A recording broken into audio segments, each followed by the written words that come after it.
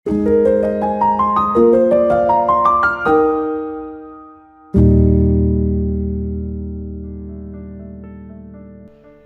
Bapak Ibu dan saudara-saudari yang dikasihi Tuhan Yesus Kristus. Apa kabar Anda hari ini?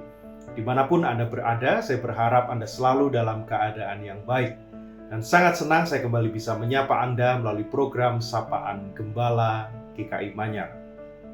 Saudara dikasihi Tuhan, ada sebuah kisah yang menarik dari penahbisan seorang pendeta yang pada saat itu masih berusia cukup muda.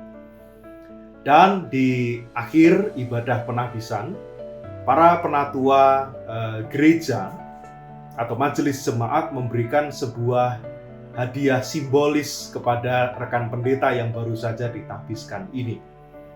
Nah, apa hadiah simbolis itu, saudara? Ternyata bukan Alkitab, bukan pin salib, bukan tongkat seorang gembala atau apapun itu, tetapi hadiah itu adalah sebuah cermin kecil. Cermin kecil, menarik sekali bukan?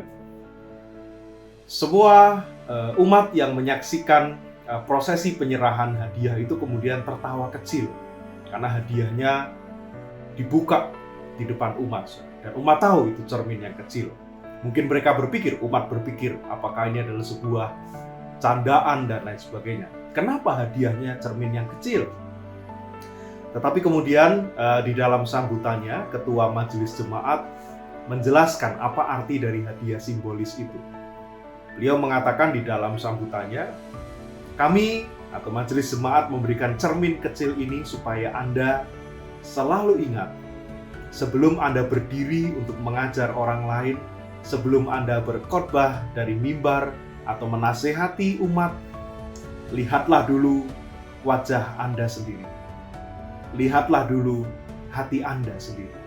Sudahkah hidupmu, hidup Anda mencerminkan Kristus? Saudara, pendeta itu kemudian tersenyum. Artinya dia memahami apa makna yang dititipkan di dalam simbol itu. Tetapi matanya berkaca-kaca. Dan pada saat itu dia menyadari bahwa tugas menggembalakan itu bukan hanya soal berkata-kata, tetapi juga soal hidup yang layak untuk diteladani oleh orang lain, oleh sesama. Nah, Bapak Ibu Saudara dikasihi Tuhan Yesus Kristus, bacaan leksionari hari ini dari 2 Korintus pasal 13 ayat 5-10. Kita membaca di sana bahwa Rasul Paulus menulis dengan hati yang sangat tulus kepada jemaat di Korintus. Dikatakan di ayat kelima, ujilah dirimu sendiri apakah kamu tetap tegak di dalam iman, selidikilah dirimu. Ini bukan sekedar teguran yang keras, tetapi sebetulnya undangan untuk bercermin secara rohani. Jemaat Korintus, saudara, pada saat itu sibuk saling menilai dan saling menghakimi satu sama lain. Tetapi Rasul Paulus justru meminta mereka menoleh ke dalam diri mereka. Bukan pertama-tama kepada diri orang lain, tetapi ke dalam diri mereka. Apakah hidup mereka sudah mencerminkan bahwa Kristus memang tinggal di dalam mereka? Saudara, begitupun kita hari ini. Di tengah dunia yang penuh dengan opini, komentar, kritik, bahkan terkadang kritik yang tidak membangun terhadap sesama, terhadap orang lain, terhadap gereja, pemimpin. Seringkali kita lupa melakukan satu langkah terpenting, yaitu untuk mengoreksi diri kita sendiri. Tentu kritik adalah satu hal yang penting untuk dilakukan. Tetapi pertanyaannya, apakah kita sudah pertama-tama melihat kepada kedalaman batin kita sendiri? Apakah saya sendiri sudah masih hidup di dalam kasih Kristus? Apakah saya masih menghidupi kebenaran itu atau hanya menuntut orang lain untuk bertindak secara benar? Apakah saya sendiri sedang bertumbuh secara rohani?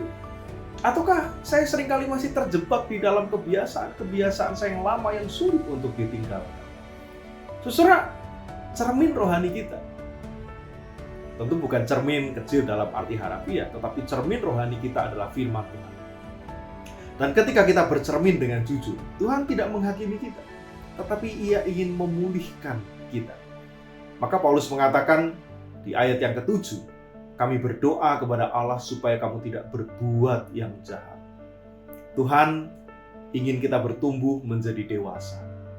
Bukan sekedar kelihatan rohani, bukan sekedar kelihatan saleh, kelihatan beragama, tetapi kita sungguh menghidupi iman yang sejati kepada Allah. Maka saudaraku, jangan lupa, bercerminlah setiap hari. Sudahkah Anda bercermin hari ini?